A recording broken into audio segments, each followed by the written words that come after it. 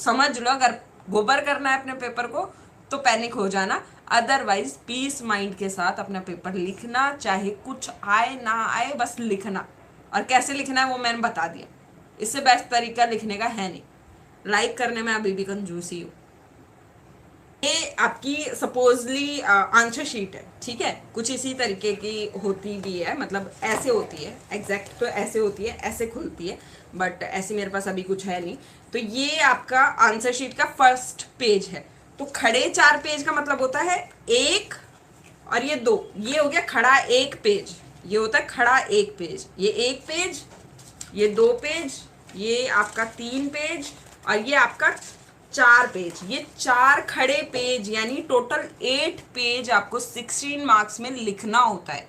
अब आप बोलोगे मैडम इतना इतना तो हम क्या लिखेंगे, रामायण थोड़ी ना लिखनी है, नहीं लिखनी भाई रामायण।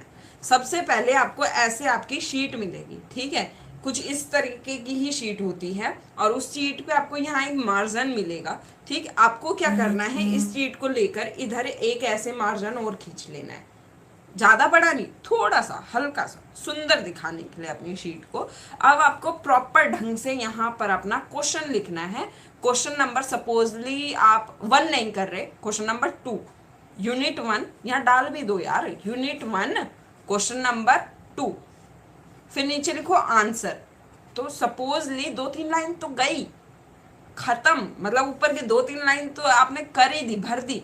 समझो आप शीट कैसे भरनी है वो तरीका बता रही हूं मैं। कोई ये नहीं देखेगा कितना लिखा, कोई ये देखते हैं कितने पेज हैं, उनमें कितनी हेडिंग है, कितनी सब हेडिंग है, कितना फ्लो चार्ट है, ये देखा जाएगा सिर्फ, और उसके बिहाफ पर आपको नंबर मिलेंगे। ये शीट है, इतनी शीट आपने भर दी, मतलब सपोजली 2-3 लाइनें, एक में यूनिट आ गई, एक में क्वेश्चन आ गया, पूरी लाइन खाली छोड़नी है, क्वेश्चन नहीं लिखना, खाली छोड़नी है, फिर आंसर लिखा। अब टॉपिक है आपका सेकेंड ईयर का ही ले लो, पहला पेपर ऑलमोस्ट सभी का सेकेंड ईयर का है, knowledge and curriculum. What is knowledge, knowledge क्या होती है, तो यहाँ लिखो नॉलेज, बीच में नॉलेज, इंग्लिश में लिखना है नॉलेज, और नीचे लिखना है ज्ञान। चाहे आप हिंदी मीडियम बच्चे हो, चाहे आप इंग्लिश मीडियम के बच्चे हो, लिखना ऐसे ही है, नॉलेज ज्ञान। बाहर जाके एक बार लाइक कर देना अगर अच्छी लगे तो। अब ये जो आपने लिखा नॉलेज और ज्ञान, इसके बाहर ऐसे ऐसे बादल बना देना, कुछ नहीं करना, 2 पेन लेके जाने, ब्लैक ब्लू, 2 ही पेन, कोई मार्कर नहीं, कोई कलर नहीं, कुछ नहीं, कोई पेंसिल नहीं ना, पेंसिल भी नहीं लेके जाने, 2 ही, ब्लैक और ब्लू पेन। अब लिखा ब्लू पेन से, ब्लैक से उसको बादल में बना दो, ठीक। अब यहाँ पर 3 से 4 लाइन लिखो नॉलेज होती क्या है। भाई नॉलेज वो चीज है जो हमें ज्ञान प्रदान करती है, जो हमारी जितनी भी समझ है उसे बढ़ोतरी देती है। कोई भी बात अगर हम सुन रहे हैं, अपनी लैंग्वेज में लिख दो ना, जरूरी है डेफिनेशन लिखनी, अपनी समझ लिखो ना। नॉलेज क्या है, नॉलेज वो है जो हमारे ज्ञान को बढ़ाती है, हमें नॉलेज मतलब सारी चीज़ों के बारे में जानकारी प्रदान करती है, समझने में हेल्प करती है सारी चीज़ों को, यही होती होगी नॉलेज। क्या बातें मैं जो बोल रही हूँ उसको समझ पा रहे हो या नहीं, ये नॉलेज ही तो है।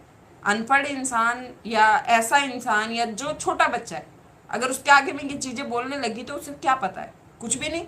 सपोजली मैं किसी बीए के बच्चे के आगे या बीएससी के बच्चे के आगे, कोई भी कोर्स का बच्चा है, और मैं उसके आगे पीजी का कुछ भी गांड लग जाऊं, उसे क्या पता क्या है भाई, ये नहीं पता होगा, सीरियसली नहीं पता होगा, चाहे वो कितना इंटेलिजेंट हो। तो नॉलेज के बारे में अपनी तरफ से 3-4 लाइन यहाँ लिखनी है, लिखी।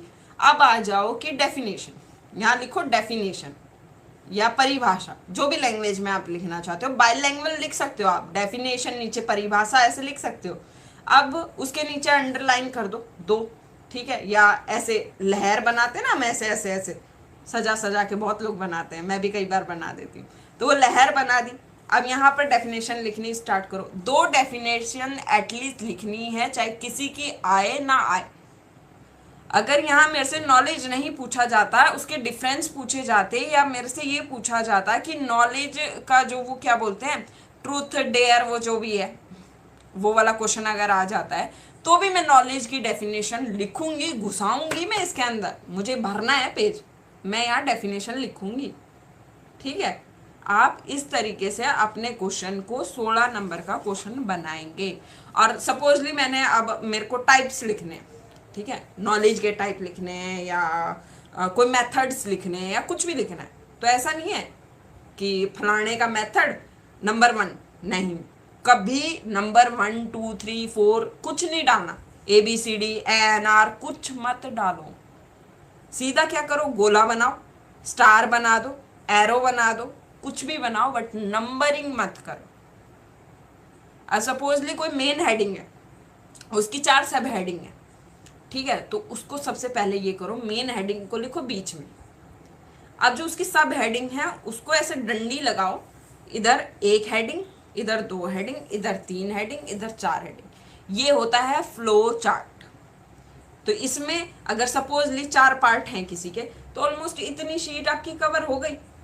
अब नीचे थोड़ा सा लिख दो, भाई फलाने के 4 पार्ट हैं, इसको कुछ इस तरीके से हम संक्षिप्त में इसकी व्याख्या करेंगे और ऐसे ऐसे हम एक्सप्लेन करेंगे। पलट दो पेज, अगले में फिर डेफिनेशंस लिखनी शुरू कर दो उनकी सबकी, जो भी 4 पार्ट है, जो 4 सब हेडिंग लिखी है, बट नंबरिंग नहीं वहां भी डालनी। वहां भी ऐसा नहीं है 4 पार्ट है तो 1 2 3 नंबर डालोगे, नहीं। तो ये सबसे बेस्ट तरीका होता है बीएड की जो आंसर शीट है वो लिखने का, और मेरे हिसाब से इससे बेस्ट तरीका कोई बता भी नहीं पाएगा। और मैं डेफिनेटली कह रही हूँ अगर इस तरीके से लिखा तो आपको वहां 16 में से कम 12 13 14 नंबर मिल जाएंगे आराम से, चाहे उसमें तुमने रामायण लिखी हो, हेडिंग सही होनी चाहिए बस। और जो आप थोड़ा बहुत है रिलेटेड लिखो, रिलेटेड, ऐसा नहीं है कि गाने लिख के आ गए नंबर मिल गए, नहीं, रिलेटेड लिखो, बट लिखो। ये होता है बीएड का। आप लोगों को समझना पड़ेगा एग्जैक्ट वो क्वेश्चन पूछ क्या रहा है। अभी मेरे से बहुत सारे बच्चे बोलते हैं फलाने की चौथी यूनिट हमें समझ नहीं आ रही, फलाने का दिकड़ा हमें समझ में नहीं आ रहा। भाई 1 नहीं बार आ रहा, 2 नहीं बार आ रहा, 3 नहीं आ रहा, 4 बार पढ़ो एक बार उसको। मैं डेफिनेटली बोल रही हूँ अपने आप समझ में आएगा कि बोलना क्या चाह रहा है। याद करने के माध्यम से कभी मत पढ़ना कि मुझे बीएड याद हो जाएगी, नहीं, आपको ये करके पढ़ना है कि वो जो है, जो उसमें क्वेश्चन है वो पूछ क्या रहा है और कहना क्या चाह रहा है, सिर्फ ये समझना है। आपको क्या लगता है जो मैंने 2-3 क्लास लिए उनमें मैंने आपको ये बताया है कि उसमें लिखा क्या है? नहीं, मैंने ये बताया कि उसमें पूछ क्या रखा है। वो आप सबको पता थी, जो चीजें मैंने बताई उन 3-4 क्वेश्चनों में वो आप सबको पता थी। और सबको मतलब जब आप लोगों ने मुझे सुना होगा तो मैं भी आप सबने यही बोलोगा ये था, ये तो मेरे को पता था, डेफिनेटली बोला होगा। बस क्या है, आप लोग किताबी जो भाषा है उसको पढ़ने में लग जाते हैं, भाई ऐसे ही लिखना है, नहीं, ऐसे नहीं लिखना। आप अपनी लैंग्वेज लिखो जो आप बना पा रहे हो, ठीक है। तो थोड़ा सा फोकस करो, पैनिक होना पहले तो बंद कर दो, बिल्कुल बंद कर दो। पैनिक जितना होगे, डेफिनेटली कह रही हूँ, सारा पेपर की ऐसी तैसी कर दोगे। चाहे आपने इंपॉर्टेंट क्वेश्चन ले रखे हो, चाहे आपने कुछ भी ले रखा हो, चाहे आपको पेपर हाथ में दे देगा ना, पैनिक हो, सब कुछ गोबर। आज आप कह रहे होगे मैम को क्या हो गया? सीरियसली मैं आज मूड में हूँ और ये मेरी डेली की लैंग्वेज है। जो मेरे साथ रहते हैं उन सबको पता है कि मतलब मैं बाय फ्रैंकली मैं कैसी हूँ। तो ये मेरी नॉर्मल लैंग्वेज है, जब मैं बहुत ज़्यादा खुश होती हूँ तो मैं ऐसे बोलती हूँ। तो समझ लो, अगर गोबर करना है अपने पेपर को तो पैनिक हो जाना, अदरवाइज पीस माइंड के साथ अपना पेपर लिखना, चाहे कुछ आए ना आए, बस लिखना। और कैसे लिखना है वो मैंने बता दिया, इससे बेस्ट तरीका लिखने का है नहीं। लाइक करने में अभी भी कंजूसी हूँ।